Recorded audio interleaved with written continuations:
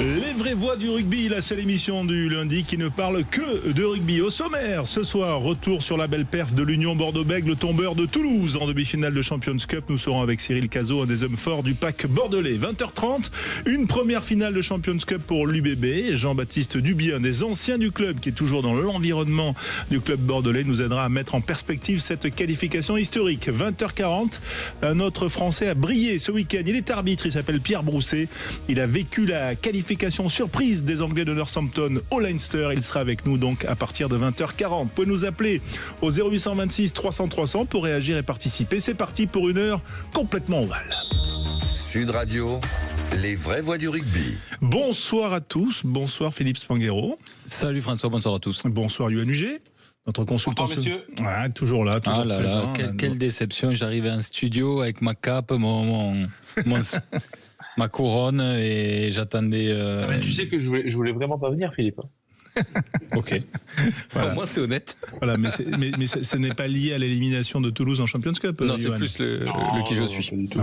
Bon, on n'est pas là. Quentin, je t'ai pas salué, mais bonjour Quentin. Bonsoir à tous. Voilà, merci d'être avec nous, bien sûr, comme chaque lundi, et surtout de nous donner les dernières news, les news fraîches de ce lundi. Ouais, j'ai une nouvelle qui va faire plaisir à tous les fans de rugby. C'est les audiences records pour le succès de l'UBB face à Toulouse. Le groupe France Télévisions a annoncé aujourd'hui avoir attiré 3,3 millions de téléspectateurs sur France 2 pour ce match, avec une moyenne de 31,8% de part d'audience. C'est un record historique pour une demi-finale de Coupe des Champions et c'est même la meilleure audience depuis 2021 pour la chaîne. Ce score est encore plus impressionnant puisque la demi-finale était aussi diffusée en même temps sur beIN Sport. Et sur Sud Radio aussi. Évidemment, mais il y a moins d'images. Oui, dans cette demi-finale, on a vu que Damien Penaud était sorti sur blessure. On était très inquiets. Finalement, les nouvelles sont plutôt bonnes. Il s'agirait d'une simple entorse et il devrait pouvoir postuler pour la finale de la Champions Cup. De quoi Une simple entorse. Ouais, il devrait pouvoir postuler pour la finale de la Champions Cup. Ce sera le samedi 24 mai à partir de 15h45. La veille, une autre finale aura lieu avec un duel franco-anglais puisque ce sera Lyon contre Bath. Ce sera à 21h. Les deux finales auront lieu au Principality Stadium de Cardiff. Et puis enfin une dernière nouvelle, une nouvelle transfert. Wilfried Duleux, l'ailier du FC Grenoble en Pro D2 qui évoluera la saison prochaine au Racing 92 et ce pour les 3 prochaines saisons. Voilà, Philippe, une réaction sur ces infos toutes fraîches?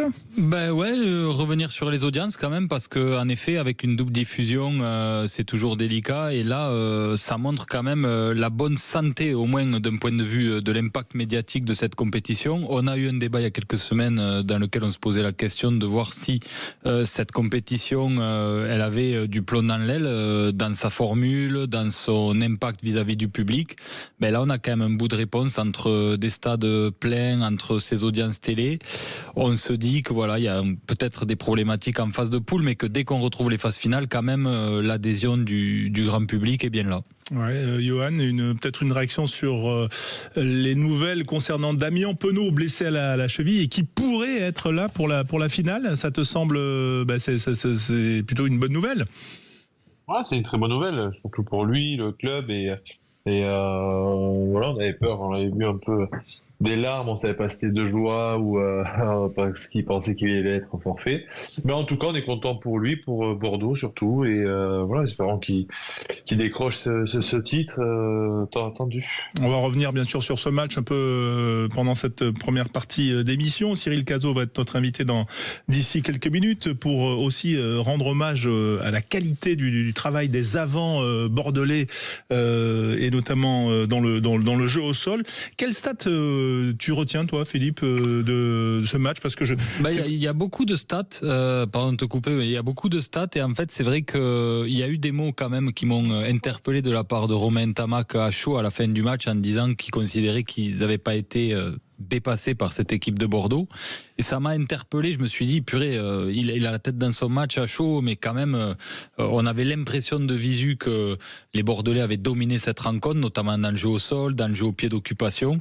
Et puis finalement, quand on voit les stats, on se dit il y a très peu de secteurs dans lesquels les Bordelais dominent.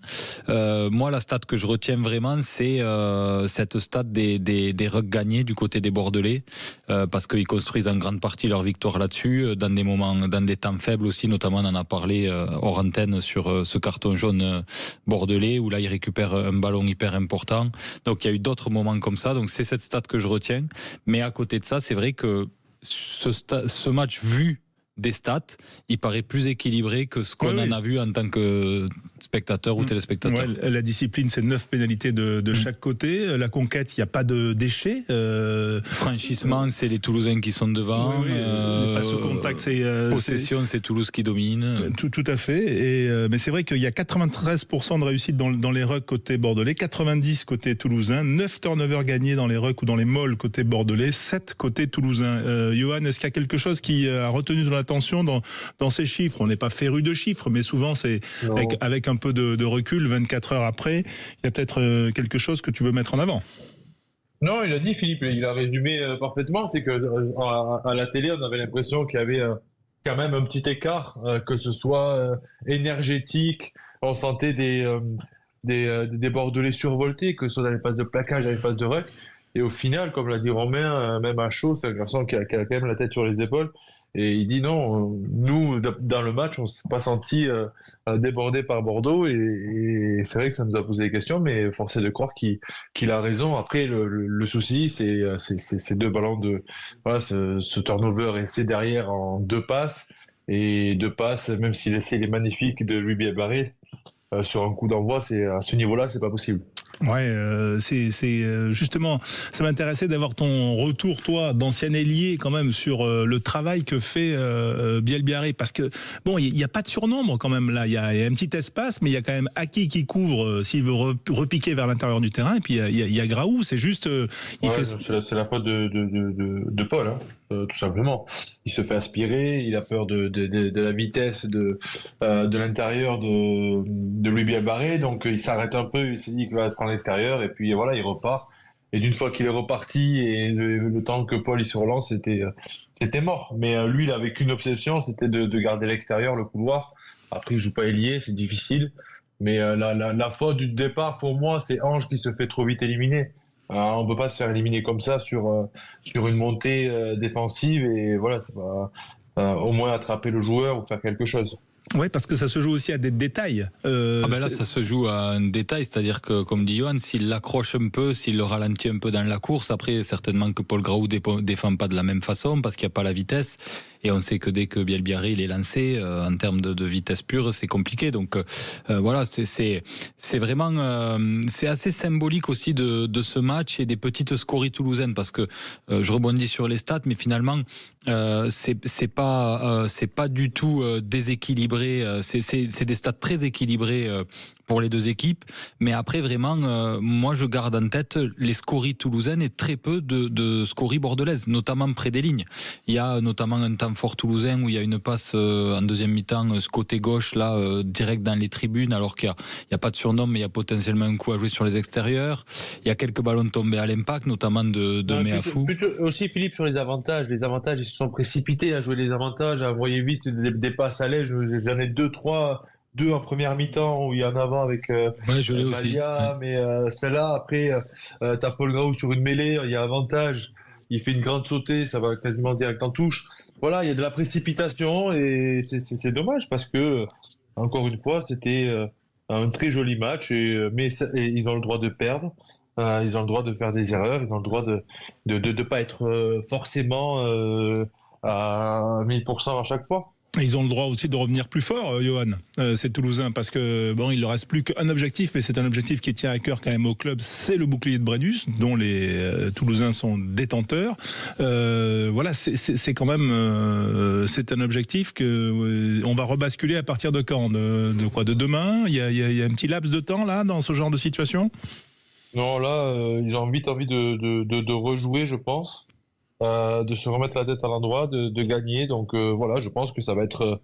après, ils vont avoir une semaine de vacances, et à partir de là, ils vont basculer sur la dernière ligne droite. Mais là, ils ont envie de décompresser sur ce week-end-là, et je pense qu'ils vont avoir jusqu'à lundi ou mardi pour certains, et après c'est reparti. Hugo Mola disait qu'ils allaient revenir en tout cas plus fort, ou j'ai plus le terme, mais il était assez bien formulé en disant qu'il serait dur à prendre.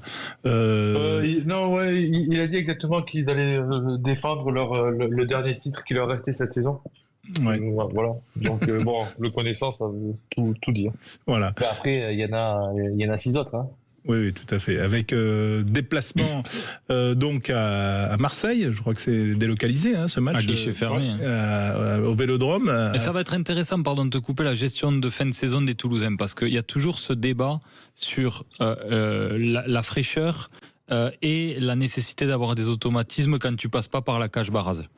Quand tu ne passes pas par la case barrage. C'est dur à dire ça. La cage barrage. Et sans la finale de Champions Cup à préparer. Et ça va être intéressant parce qu'il y a des matchs importants, notamment pour leurs adversaires, parce qu'ils vont se déplacer après Toulon, ils vont aller à Perpignan, je crois, dans les derniers matchs de phase régulière. Donc là, ça va être intéressant de voir la stratégie de la gestion de l'effectif, parce qu'ils ont beaucoup fait tourner, ils ont de l'avance. Après, Philippe, ils n'ont pas besoin de matchs pour se préparer. On a pu le voir. J'ai toujours, honnêtement, j'étais d'accord avec toi, je le suis moins. Je le suis moins parce que malgré tout, il y a souvent des équipes qui sont passées par les barrages, qui ont créé la surprise, parce qu'on s'est rendu compte aussi que certaines équipes en demi avaient ce manque sur la fraîcheur, tu gagnes, Philippe. On l'a vu, les Rochelais se sont accrochés l'année dernière, à la 60e, ils ont explosé. Mais c'est pas parce qu'ils ont fait des fautes, oui, ils en ont fait, mais c'était la lucidité, la fatigue de toute une saison. Et voilà, ça a amené à des potes. Ouais, mais sur la première mi-temps, ils étaient en forme. Bon, en tout cas, c'est une fin de saison passionnante. On rappelle juste les 4 matchs que doivent jouer en saison régulière les Toulousains. Déplacement donc à Marseille pour affronter le RC Toulon ce week-end. La réception ensuite du Racing, puis du Loup, qualifié pour la Challenge Cup quand même. Ça sera le 23 mai. Ça sera donc une semaine après le week-end de Cardiff. Et puis ensuite, dernier match de la phase régulière, ce sera déplacement à Perpignan, donc en J26. Voilà pour le Stade Toulousain éliminé grâce ou en tout cas à cause, en raison d'un grand Union Bordeaux-Bègles. On va en parler dans un instant avec un de ses joueurs emblématiques, l'un des hommes forts du pack bordelais. C'est Cyril Cazot qui est avec nous. Vous restez avec nous et on revient dans un instant sur Sud Radio. Les vraies voix du rugby, spécial débrief de la demi-finale de Champions Cup, demi-finale franco-française remportée par l'Union Bordeaux-Bègles. Et on est très heureux d'accueillir, aux côtés de Yohan Huget et de Philippe Songuero, notre invité ce soir qui est Cyril Cazot, deuxième ligne de l'UBB. Salut Cyril. Salut, bonsoir à tous. Merci d'être avec nous en direct. Voilà. Alors à J+1, comment on se sent quand on a battu Toulouse, qu'on jouait deuxième ligne, qu'il a fallu affronter quand même ce pack toulousain toujours compliqué. Je crois que tu as joué tout le match en plus, Cyril, il me semble. T'as des courbatures à J+1? Ouais, J+1, J+2, c'est quand même des jours assez compliqués. Donc c'est vrai qu'aujourd'hui, on sent un peu le corps et toutes les douleurs du match. Ça veut dire que tu es resté tranquille chez toi ou tu es quand même allé un peu au club à Bègles pour faire un petit peu de récup?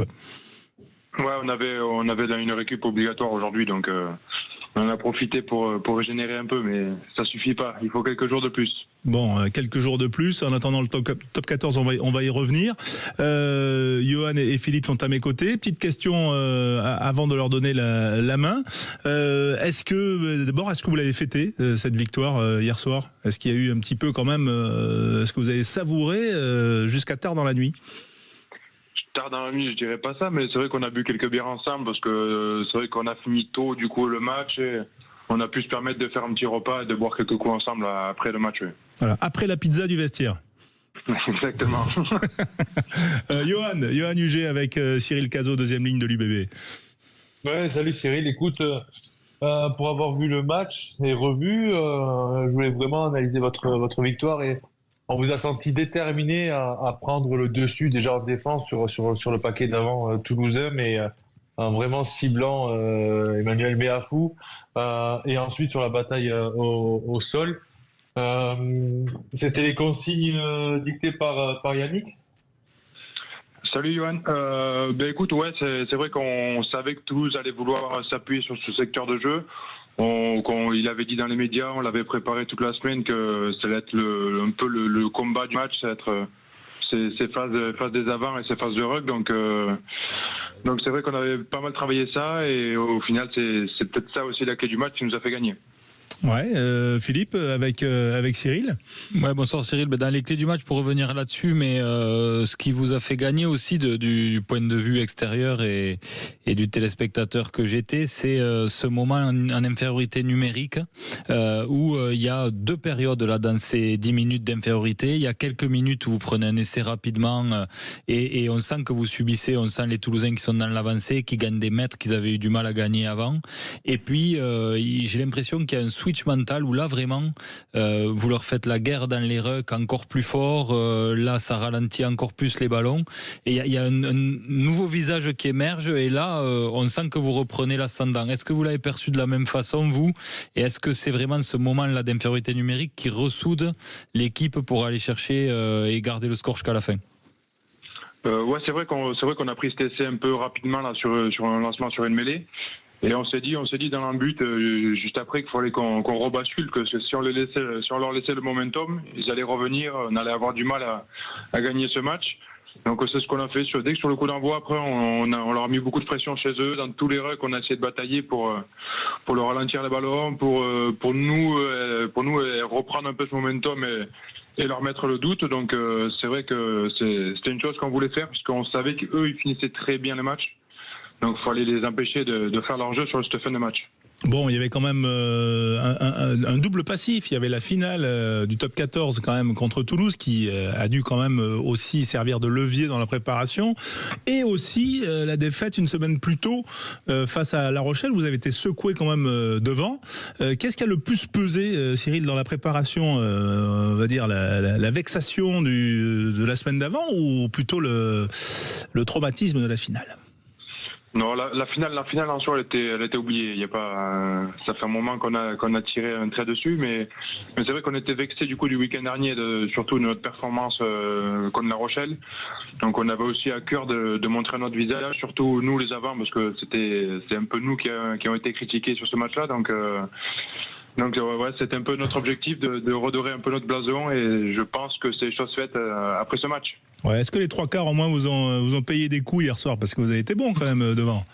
Je pense qu'ils n'ont rien à dire cette semaine, on va pas trop les entendre. Ouais, ouais, parce que c'est vrai que c'est pas évident de jouer devant quand on joue à l'Union Bordeaux-Bègles avec toutes les stars là de derrière là. Oui, mais on sait très bien que si on veut faire des gros matchs, faut qu'on fasse des bons matchs devant aussi pour que eux ils brillent derrière. Donc je pense qu'ils peuvent nous dire merci. Bon, c'est le syndrome des avants, ça. Ils ont besoin de justifier leur travail de l'ombre. C'est vrai qu'ils ont eu, sur le site de Louis Bielbarré, ils ont fait un gros travail, les avants, il faut le souligner. Hein. Ouais, tu l'as vécu comment, toi, Cyril, cet essai de Bielbarré juste sur le coup d'envoi là de la deuxième mi-temps, il nous a surpris beaucoup de monde. Et toi, comment tu l'as vécu?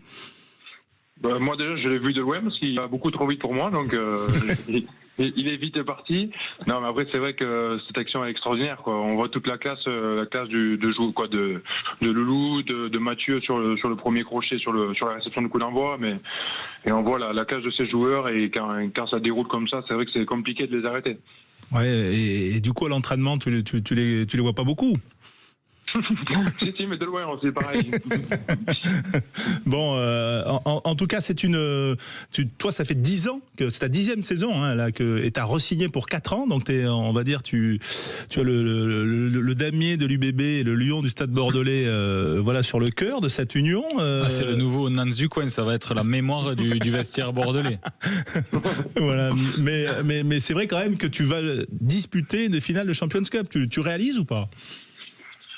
Pour l'instant non, parce que là je pense qu'on a quand même 2 matchs de top 14 aussi à s'occuper, parce que c'est aussi des matchs importants pour la fin de saison, pour la qualif de top 14. Donc là on va switcher, on va se remettre sur ce bain là, Et après, en moment voulu, on basculera sur la Champions Cup, sur cette finale, et en espérant la ramener au club et à tout ce peuple bordelais qui attend que ça.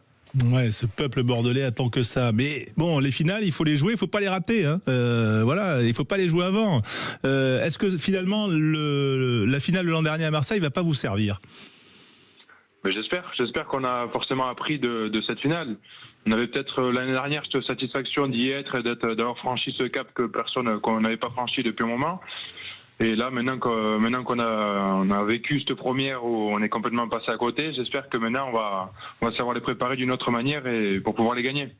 Bon, Philippe, avec Cyril, peut-être une autre question. Moi, une dernière question, un peu plus tactique sur la gestion du match hier. Vous perdez Coleman assez tôt, c'est un élément important du dispositif, notamment en touche. On vous a pas senti très perturbé, vous avez très bien géré ça. Comment vous vous êtes réorganisé? Est-ce que ça a mené des changements ou est-ce que tout était déjà anticipé sur ce type de sortie prématurée? Oui, c'est vrai qu'on avait un peu travaillé sa sortie parce qu'il revenait d'une petite blessure, donc il devait pas faire le match entier dans tous les cas. Donc au final, il est sorti plus tôt que prévu, mais Bochat a pris son rôle de pied d'œuvre et ça s'est bien passé, ça s'est bien goupillé pour la suite du match, oui.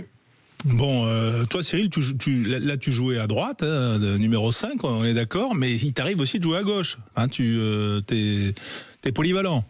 Ouais, maintenant, généralement les deuxièmes lignes maintenant font les deux côtés. Il y a pas trop de soucis pour ça. Bon, c'est qui le Qu'est-ce plus... que t'en penses, la huche, toi?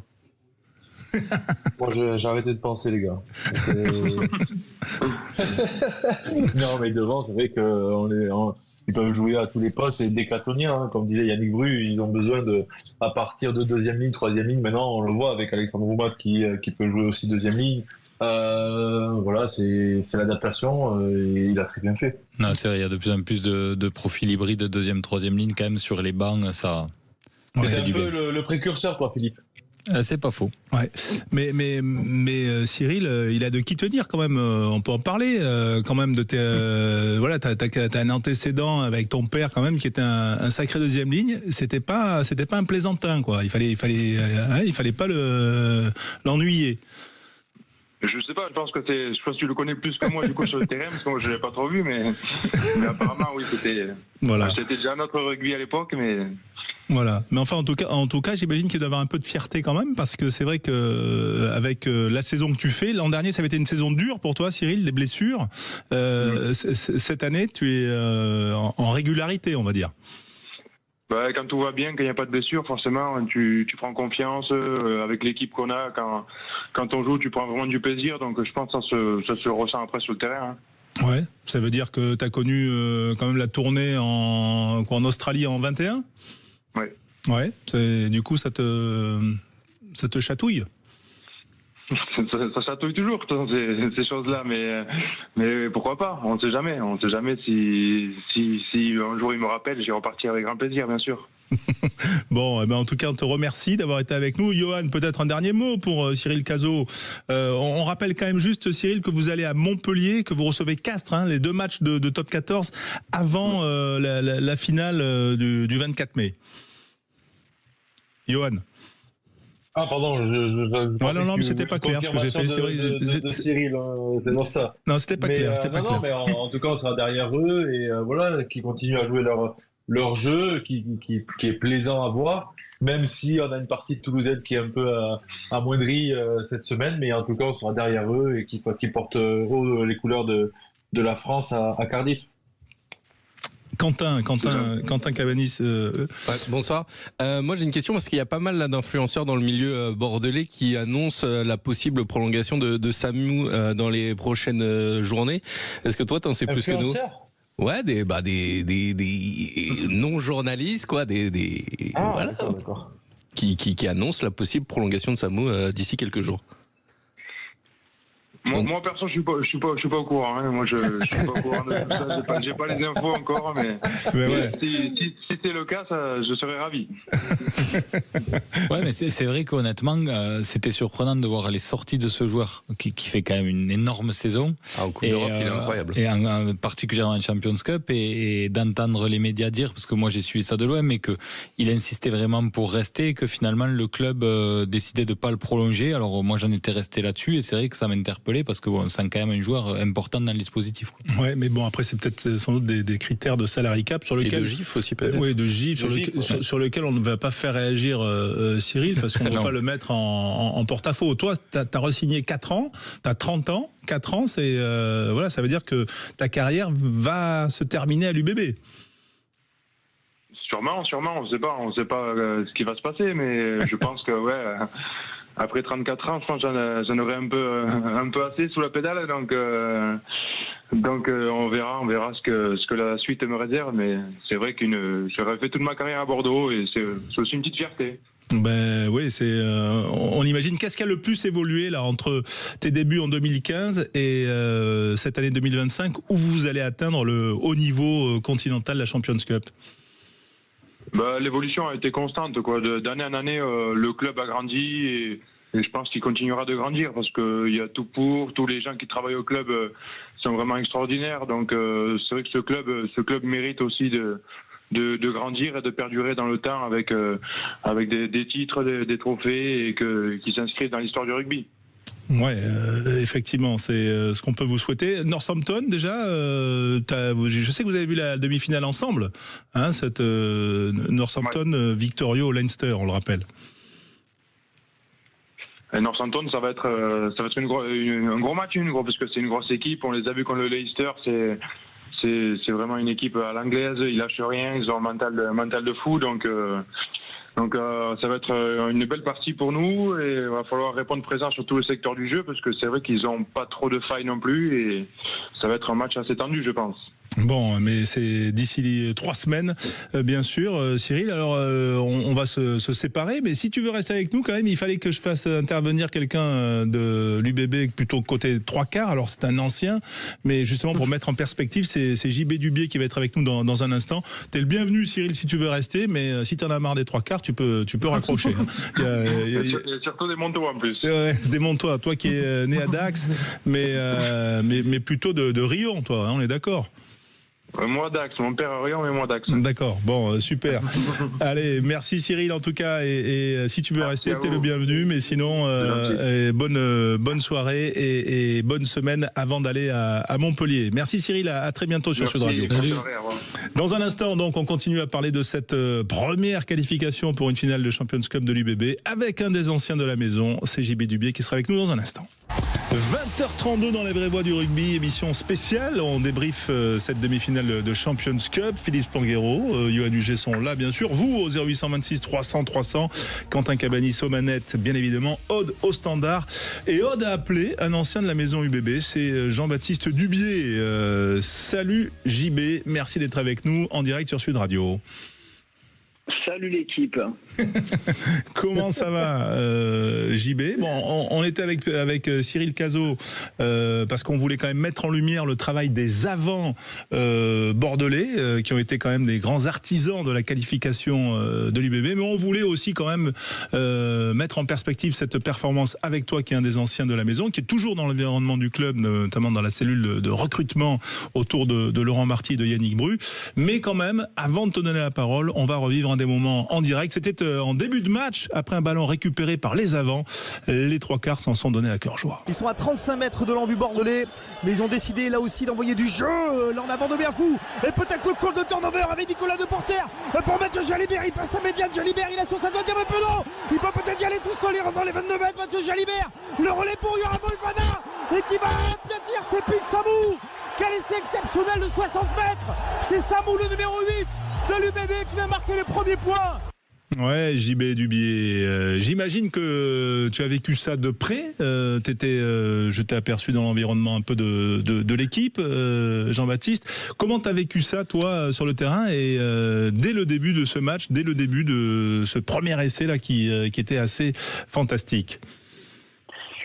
Mais bon, je l'ai vécu un peu comme la moitié du stade aux couleurs de Bordeaux, à fond sur une belle séquence défensive, et ce qui fait notre force depuis quand même le début de saison, et puis quelques temps depuis l'arrivée de Yannick aussi, c'est notre jeu de contre-attaque où on a mis beaucoup de vitesse, où on a déplacé le ballon et on a joué juste. Et comme tu disais, le lien avec les avants et les trois quarts, ça part d'une grosse défense des avants, ça est transformé par les trois quarts et c'est un avant qui marque. Donc tu vois, c'était quand même pas mal cet essai. Ouais, c'est une bonne définition du rugby. Est-ce que c'est Philippe et Johan, est-ce que c'est un essai un peu à la toulousaine, ce ballon de récupération là finalement? Il y a deux moments dans ce match qui m'ont fait penser à Toulouse, à cette volonté de jouer partout, tout le temps, et de prendre du plaisir à le faire en sortant du cadre du scénario du match, de l'endroit sur le terrain. Il y a cet essai, ce ballon de contre à récupérer, et puis de turnover, et puis il y a l'essai, la complémentarité entre Jalibert et Bielbarré dès le retour des vestiaires, quasiment sur le coup d'envoi. Et ça, en effet, ça m'a fait penser à Toulouse. Et c'est vrai que sur ce match, ce qui m'a impressionné du côté de l'UBB, cette capacité à la fois à utiliser le pied beaucoup, avec beaucoup d'efficacité, mais à la fois être très ambitieux dans le jeu. Souvent, les équipes, elles prennent le parti de dire on se débarrasse du ballon, on joue au pied, on est frileux, mais Bordeaux, ils ont su faire les deux sur ce match d'hier. Et c'est en partie ce qui explique leur victoire. Oui, c'est aussi l'évolution. Toi, JB, qui a connu la grande évolution de Lyon-Bordeaux-Bègles depuis une dizaine d'années. C'est cette maturité aussi dans le jeu, maturité tactique. Ah, mais complètement. La maturité tactique sur ce genre de match, c'est ce qui nous manquait de par l'expérience aussi, tu vois, de pouvoir jouer ces matchs de phase finale, ces matchs à enjeu, ces matchs importants, à pression, tout ce que tu veux. Je trouve que dans l'ensemble du match, stratégiquement, on a été bien parce qu'on ne s'est pas affolé. On a réussi à très bien sortir de notre camp, notre jeu au pied, notamment le jeu au pied de Mathieu. Il a été excellent. Celui de Max Lucu, il est excellent tous les week-ends. Donc bon, c'est bien de le signaler, mais il fait ça tous les week-ends. Et là, pour le coup, Mathieu a été top sur l'alternance entre le jeu de pression, le jeu d'occupation. Enfin, tout a été millimétré. Et je trouve que c'est là où vraiment l'équipe, tu vois, a pris notre envergure. Sur ce match-là, c'était assez flagrant parce que tu vois, il y a eu quand même des grosses séquences toulousaines où tu peux quand même vite paniquer. Et tu vois, bon. Ce qui a été dit aussi, l'entame de deuxième mi-temps, elle est hyper importante parce qu'elle met un gros coup de massue quand même aux Toulousains. On parle toujours des entames de match, des entames de deuxième mi-temps. Celle-ci, elle te fait mal quand même quand t'es de l'autre côté. Oui, Johan, avec JB Dubier, un des anciens de la maison bordelaise, qui donc se qualifie pour la finale pour la première fois. Johan. Vous avez tout résumé, messieurs. Félicitations à Bordeaux, comme il a dit, un stade plein. Et j'ai l'impression que les planètes, des fois, pour certaines équipes, elles sont alignées. Ça a été le cas pour Toulouse il y a quelques années, et pas si longtemps l'année dernière. Et là, on a l'impression que c'est un peu l'année de Bordeaux, avec ce Leinster qui passe pas, une équipe de Northampton qui reste quand même à leur portée, et surtout une identité qui renie pas, malgré l'enjeu, le fait de vouloir jouer, comme vous disiez, comme ils le font depuis le début de la saison. Alors, est-ce qu'il faut les comparer au jeu de trois quarts toulousains? Je suis pas sûr, parce qu'ils ont quand même leur identité, avec une équipe construite autour de leurs arrières, avec un gros paquet d'avant, qui s'est renforcé intelligemment par rapport à l'année dernière aussi. Donc, c'est une équipe qui, aujourd'hui, est plaisante à avoir joué. Ouais, elle est plaisante. Comment tu... Pardon de vous couper. Et puis qui a gagné quand même en densité, parce qu'on voit qu'elle est capable d'être allée chercher des points en ayant fait tourner un peu leur effectif. Il y a aussi cette gestion de l'effectif qui doit amener, si c'est bien géré, ça a l'air d'être le cas, une émulation vraiment positive, parce que ils ont un groupe plus étoffé qui leur permet de jouer le dernier carré dans les deux compétitions. Ouais, JB, c'est quoi l'évolution de ce club depuis 2015, où tu es arrivé à l'UBB du Stade Montois, et ce que tu vois aujourd'hui? Tu vois quand même, Laurent Marty, parce que c'est Laurent, avec les différents staffs qu'il a eu, mais a su s'asseoir et travailler sur une équipe avec une colonne vertébrale, avec des mecs qui sont là depuis un moment, et puis après à rajouter à rajouter des maillons forts un petit peu et à essayer de créer cette identité de jeu qu'on a pu de temps en temps perdre un petit peu, mais pas oublier que voilà, l'UBB est encore jeune et on a gravi année après année. Je crois que c'était Cyril Cazot qui a dit la seule chose intéressante qu'il a pu dire sur son interview que j'ai écouté, que justement chaque année, tu vois, on évoluait un petit peu et il y avait des nouvelles choses. On jouait la qualification, puis après on a échoué à la qualification, puis on a joué le top 4, puis on a joué le top 2, puis on a joué au top 2. Enfin, tu vois, chaque année, tu te nourris aussi de ce que tu as pu faire, de ton expérience avec des joueurs et une ossature qui reste quand même la même. Et du coup, ben, tu vois, ça crée quand même une dynamique ultra positive. Et puis cette expérience-là, ces matchs-là que tu as pu perdre, ben, du coup, ça te donne quand même un peu de recul et te dire, on va essayer de pas faire les mêmes erreurs l'année d'après, quoi. Et je trouve que c'est ce qui s'est passé, tu vois, sur ce match-là, où quand même, tu vois, les Toulousains s'y sont filés et puis tu avais quand même une équipe vraiment solide en face. Et il y a eu des moments, notamment en première mi-temps, où on a marqué, ou après où ils ont tenu le ballon, parce que c'est eux qui ont plus de possession, toi, tout au long du match. Je crois qu'on est à 60-40 de possession. Et tu peux aussi t'effondrer sur une erreur, sur une sortie de camp. Tu peux aussi t'écrouler parce que tu marques pas sur tes actions ou sur tes temps forts. Et là, je trouve qu'on a été hyper réaliste sur ce genre de match-là. C'est ce qu'il te faut et pour pas te louper, pour pas te foutre la pression, quoi. L'UBB a grandi. Bon, quand on est à la cellule de recrutement, qu'on regarde un peu les jeunes, ça va être facile de recruter là, avec une équipe qui est en finale de Champions Cup. JB. Ouais, ça aide toujours. Ça aide toujours un peu, mais ça met aussi la pression parce que du coup, c'est vrai que les groupes s'étoffent, le niveau monte, donc tu vois, ça peut aussi être un frein. Mais ce qui pourra aussi nous aider dans la cellule de recrutement, c'est de rajouter un titre. Ouais. Premier. Et tu sens ce groupe prêt ou pas par rapport à ce que tu perçois, par rapport à notamment l'an dernier, voilà, mais parce qu'il y aura quand même une équipe qui sera aussi, on va dire, sans pression, Northampton. Hein. Il n'y a plus grand chose à jouer dans son championnat. Ouais, oui. Alors ça c'est pareil, tu vois, parce que c'est une équipe Northampton, quand tu les vois jouer et qui sont libérés, et si jamais, comme disait Johan, s'ils ont les planètes alignées là sur ce jour-là, ça peut être très dangereux, tu vois, ce genre d'équipe, parce que elle est jeune, parce que elle est capable de jouer un peu de partout. C'est assez incroyable ce qu'ils arrivent à faire. Mais aujourd'hui, je te dirais que voilà, l'UBB, quand tu vois des mecs que moi maintenant, je les vois toujours jeunes, mais un mec comme Mathieu Jalibert, quand même, ça fait un moment qu'il est dans le circuit, qui commence à vraiment connaître le milieu du très haut niveau. Maxime Lucu qui monte en puissance toutes les saisons et puis qui est toujours là et toujours performant.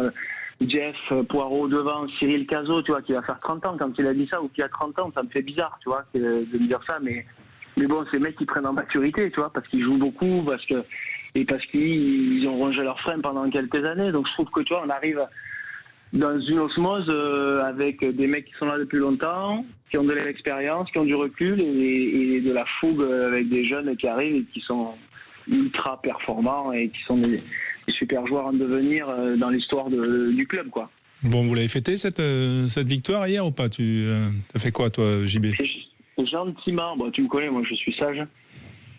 Et mais j'avais poussé la veille, donc j'ai pas pu faire trop le dimanche. Mais non, mais après ils étaient tous là, tu vois, après un match comme ça. Émotionnellement, quand ça redescend, t'es épuisé, quoi. Donc évidemment qu'ils ont mis une bière à l'après-match, il y avait les familles. Enfin, tu vois, c'était un beau moment quand même pour le club de faire cette demi contre Toulouse au Matmut. Voilà, tu vois, ça a été quand même très réglo. Après, je dirais pas. Mais bon, le petit Cazot, je sais pas, j'ai pas eu de nouvelles, mais ici, il aime bien le produit quand même, faut faire attention. mais attends, toi, il paraît que t'as poussé fort samedi soir, tu dis, mais t'avais pas match vendredi matin, il y avait pas une espèce de... J'ai vu passer des trucs sur les réseaux, je sais pas si tu étais ou pas paddle. Au paddle, le paddle Toulouse-Bordeaux de dimanche matin. Ah non, c'est un mec qu'on connaît très bien, qui était, il s'élance il termine une carrière pour en relancer une autre, je sens. Ah ok. Un certain Nance D. Ok, parce que j'ai vu passer Nance, mais en général, il n'y en a pas un sans l'autre, donc j'en ai déduit mais c'était une fausse déduction. Ça aurait pu, mais je suis pas à l'aise avec la raquette en main. Ah, d'accord. Johan, pour conclure et libérer Jean-Baptiste, mais quand même, tu disais, il faut la gagner maintenant cette finale. On en a parlé hier dans le débrief du match, parce que voilà, il faut pas tout lâcher en ayant battu Toulouse, quoi. C'est, on va dire, psychologiquement, mentalement, nerveusement. Oui, nerveusement, psychologiquement, c'est sûr qu'ils avaient cette revanche malgré tout contre Toulouse et le fait de se racheter. Maintenant, il y a une finale, voilà, on essaie de les gagner. Ils ont l'expérience de l'année dernière, donc douloureuse, mais quand même qui est là. C'est le même type de préparation, Johan. Toi, tu as vécu les deux. C'est-à-dire le même type. Ce que je veux dire, c'est que est-ce que le vécu d'une finale top 14 peut se dupliquer pour une finale de Champions Cup? Non, ça se prépare différemment parce qu'on sait que à la fin il y a un titre, donc les finales c'est toujours particulier, ça va être loin de leur base. Ils ont joué toutes les phases qualificatives chez eux avec un public qui les portait. Alors on espère que le public bordelais fera le déplacement en nombre à Cardiff. Mais voilà, là tu te retrouves qu'avec le groupe face à tout le monde un peu, parce que les Anglais vont faire le déplacement, ça c'est sûr. Donc voilà, il n'y aura pas le public pour les porter comme ils aiment. Donc ça va être vraiment se retrouver entre eux et aller la chercher, parce que ça va être compliqué quand même. Ouais, ça sera compliqué. Merci JB Dubier. C'était un bon moment, voilà, et c'était sympa de t'avoir. Comme toujours, hein. Et tout comme toujours, bien sûr. Toujours un plaisir, c'est partagé. Allez, et en tout cas, toujours le bienvenu sur l'antenne de Sud Radio. Amitié sportive. Dans un instant, on va Amitié sportive. Amitié sportive, bien sûr. Dans un instant, on va parler du futur adversaire de l'UBB. C'est en Northampton, bien sûr, avec l'homme qui a arbitré les Anglais qui se sont imposés à Dublin. C'est Pierre Brousset qui sera avec nous dans un instant. Vous restez avec nous sur Sud Radio. L'émission du lundi, les vrais voix du rugby sur Sud Radio, la radio du rugby, avec nos consultants, Johan Huget, Philippe Spanghero, bien sûr, vous au 0826 300 300. Et nos invités, on est très heureux d'accueillir sur notre antenne Pierre Brousset, arbitre international, arbitre de la demi-finale Leinster-Northampton. Bonsoir Pierre. Bonsoir à tous. Merci d'être avec nous en direct.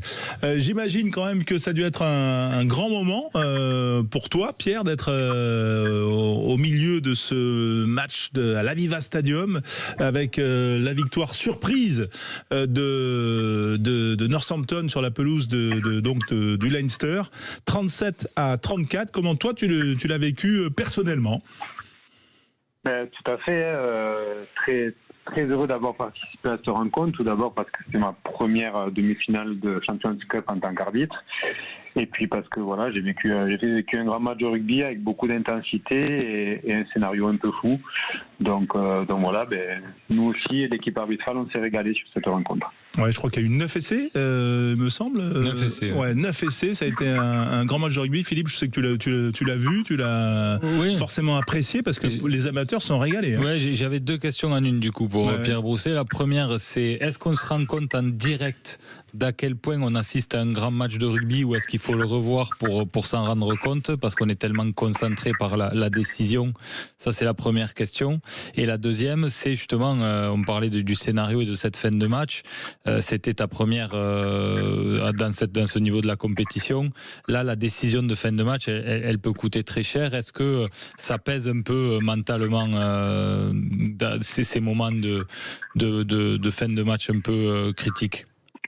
Alors, pour répondre à la première question, j'ai envie de dire oui, on se rend compte que ces deux équipes se rendent coup pour coup, qu'il y a des breaks, qu'il y a des essais, que ça revienne de part et d'autre, que tous les contacts sont de plus en plus forts, plus le match avance, il y a des grosses décisions à prendre. Donc, on a conscience de tout ça et on essaie de profiter des petits moments de répit pour justement se connecter, rester concentré, souffler et pour pouvoir repartir de plus belle et être le plus précis possible pendant 80 minutes. Et chose qui était importante, parce que, comme vous l'avez dit, il y a une grosse décision à prendre à la fin du match. Quand on passe à la vidéo, on sait très bien que cette décision peut faire basculer le match d'un côté comme de l'autre. Donc nous, notre rôle, c'est d'être le plus précis possible et le plus calibré possible avec la situation avec laquelle on fait face. Donc voilà, on prend le temps, on essaie Pierre, de... je vais juste la recontextualiser quand même la situation pour ceux qui n'auraient pas vu le match. À ce moment-là, on va dire les Anglais mènent, mais les Irlandais sont en position de marquer un essai. Vraiment, ça se joue à rien. Un ballon qui sort d'un ruck qui est quasiment sur la ligne des Anglais. Le ballon roule, on va dire, sur la base du poteau. Un Irlandais aplati, mais l'essai n'est pas validé. Voilà. Alors déjà, il faut connaître la règle, parce que c'est vrai que le poteau, si c'est la jambe du marqueur, ça passe. Si c'est le ballon, ça passe pas déjà. C'est tout à fait ça. Si la jambe du marqueur touche le poteau en l'air et qu'en même temps il aplatit dans la but, l'essai peut être accordé, quand on a un joueur porteur notamment. Si par contre le ballon est aplati sur la base, ou si un joueur touche la base du poteau, la base fait partie de la ligne de but ou la ligne de touche. Donc du coup on n'accorde pas l'essai. Est-ce que là, il n'y a pas du tout de doute avec la fatigue, la pression, l'émotion? Est-ce que là, on est sûr de sa connaissance du règlement à ce moment-là, Pierre? Oui, la connaissance du règlement, normalement, on a des certitudes. Après, on peut passer à côté, bien sûr, mais on est une équipe de 4, 5, donc du coup, chacun a un rôle à jouer, pour remettre tout le monde dans le droit chemin et évoquer ce cas-là, si jamais on ne l'a pas évoqué. Je pense que ce qui a été bien fait sur ce cas de notre côté, c'est qu'on a pris le temps. On a pris le temps d'analyser la phase de plaquage, la venue du joueur de Northampton, la façon dont le ballon sort, puis après où le ballon est aplati. Et en fait, en rentrant dans ce process-là, nous, on a validé ou pas les étapes les unes après les autres pour arriver à notre décision finale. Johan Huget avec Pierre Brousset, l'arbitre de la demi-finale Leinster-Northampton, qui a souri aux Anglais. Oui, c'est exactement ça. C'est que, pour rejoindre la question de Philippe, on voit d'entrée les Anglais qui marquent et on se dit c'est la première fois que le Leinster risque de perdre à domicile. Est-ce que on a conscience que le monument un peu irlandais européen est en train de vaciller à domicile, parce que depuis le début du match, on les sent pas trop dedans, que ce soit dans leur point fort. Est-ce que toi, tu arrives à voir ça dans le contexte arbitral, on va dire? Disons que nous, en fait, on prépare un match entre deux équipes. Donc, bien sûr qu'on voit les pronostics, on voit tout ce qui se dit autour. Mais nous, notre rôle, c'est de s'adapter à ce qui est proposé le jour J. Et le jour J, voilà, on arbitre deux équipes qui se rendent coup pour coup. Et donc, à nous d'être le plus juste. Et voilà, et ce jour-là, peut-être que Northampton a pris l'ascendant en première mi-temps, le Leinster a répondu par à coup, mais voilà, moi, mon fil conducteur, que ce soit une équipe devant ou l'autre, doit rester le même, et c'est ça notre fonction, tout simplement. Et ça a été le cas, Pierre. Très bon match. J'imagine que tu as eu de bons échos. Quentin Cabanis avec Pierre Brousset. Bonsoir. On voit souvent des différences dans l'arbitrage entre le top 14 et la Champions Cup. Est-ce que c'est des consignes ou est-ce que c'est les faits de jeu qui amènent à ça? Les consignes, non, parce que de façon générale, les consignes sont les mêmes. On a les mêmes directives, que ce soit du niveau international, au top 14, à la Pro D2. Donc, j'ai juste envie de dire, je pense qu'on assiste à des matchs différents. L'intensité est différente. Après, en top 14, des fois, on joue pour ne pas perdre. Il y a la descente qui est en jeu. Il y a beaucoup d'équipes qui se battent pour le top 6. Donc, le contexte n'est pas le même. Alors qu'en Champions Cup, toutes les équipes jouent pour se qualifier et aller au bout. Donc, je pense qu'on en assiste à des rencontres différentes et du coup, on s'adapte à ce qui est proposé par les équipes. Et le fait qu'il y ait plus de volume de jeu, plus d'intensité, peut-être fait que l'arbitrage change, mais c'est la situation qui fait que l'arbitrage change. C'est pas les consignes ou notre état d'esprit. Pierre, tu es habitué aux rencontres internationales. Celle-là, elle avait le rythme d'un match international. Est-ce que c'est le match le plus fou que tu as arbitré à ce niveau-là? J'en parlais, c'est vrai, ces 2 derniers jours avec pas mal de personnes et les différents retours que j'ai eus. Je pense que c'est un des plus gros matchs que j'ai arbitré en termes d'intensité, de scénario, de choses réunies dans un seul match. Voilà, il est dans le top 2, je pense. Ouais. Est-ce qu'à un moment même le cardio c'est dur et tout? Est-ce que tu t'as senti que tu avais épuisé physiquement dans tes réserves? En termes de cardio, j'ai pas eu l'impression parce qu'au final, il y a eu des breaks rapides, mais il n'y a pas eu des séquences extrêmement longues avec des allers-retours, des interceptions. Donc après, voilà, c'est ce qui pèse, c'est à la fois la concentration, la course, les prises de décision. Tout ça fait que petit à petit, on fatigue. Et comme je disais en préambule, voilà, il faut profiter des légers temps de repos pour se régénérer, souffler et pouvoir s'oxygéner correctement afin de prendre les bonnes décisions en fin de match. Bon, on va imaginer qu'on est tous Yannick Bru, qu'on est le staff bordelais là, et qu'on t'appelle et on te demande quelques infos sur Northampton. Toi qui les as vus de près, Pierre, qu'est-ce que tu peux nous dire pour nous aider ? Non, je me garderai bien de donner des conseils. Chaque match est différent. Je sais très bien que le staff bordelais va préparer le match. Ils auront observé différentes rencontres, comme nous on le fait de notre côté. Voilà, je pense que tout le monde a vu qu'on a eu un grand match de rugby entre deux équipes et l'autre demi-finale également a montré un grand match de rugby. Donc chacun aura ses forces et pourra répondre. Et à arbitrer, ils sont comment ces Anglais ? Est-ce qu'ils parlent beaucoup ? Nous, à la télé, on voit par exemple un Pollock un petit peu peste. Est-ce qu'ils sont comme ça, toujours à venir un petit peu râler auprès de l'arbitre ou c'est plutôt plus calme à arbitrer qu'en top 14 ?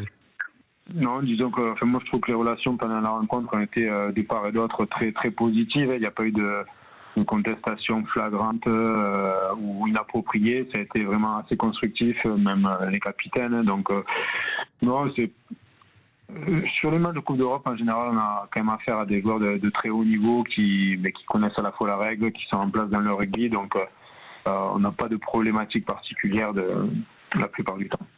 Bon, le programme pour toi, Pierre, top 14, retour au top 14 ? Retour au top 14 avec un autre gros match dans un autre contexte à Perpignan ce week-end. Voilà, Perpignan, Stade Français. Ah oui. Voilà, match pour le. il va être sympa. C'est effectivement un gros contexte. Effectivement. Il va y avoir une belle ambiance. Voilà, ça va claquer des fesses. Ça va être très chaud. Merci Pierre Brousset d'avoir été avec nous, arbitre international et qui a donc vécu de près la victoire, l'exploit de Northampton face au Leinster. Voilà, on attendait une finale tous. Leinster, ce sera Northampton, Bordeaux. Bordeaux, le Northampton, puisque Bordeaux est sorti tête de série numéro 1 de cette Champions Cup. Merci Pierre, à très bientôt. Bon match ce week-end. Il va falloir aussi être émotionnellement solide. Et on se retrouve très bientôt sur l'antenne de Sud Radio.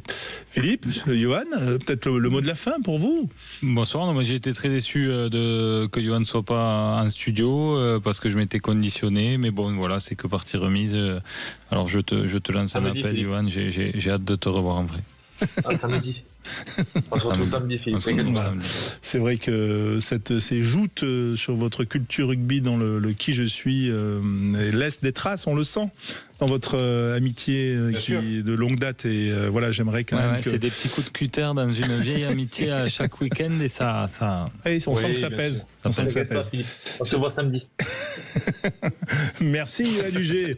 On se retrouve avec la Pro D2 vendredi. Hein, oui, avant-dernière journée. Avant-dernière journée de Pro D2, il y a des strapontins, des places à prendre, des positions à changer, tout comme le top 14 avec la 23e journée que l'on vivra ce week-end donc sur l'antenne de Sud Radio. Merci d'être avec nous, bien sûr. Merci d'avoir été avec nous. Les clés d'une vie, tout de suite Jacques Pessy. Merci à toute l'équipe, Quentin Froton. Avec Michel Drucker. Quentin Camis, Michel Drucker qui est là. Voilà, formidable. Allez, bonne soirée.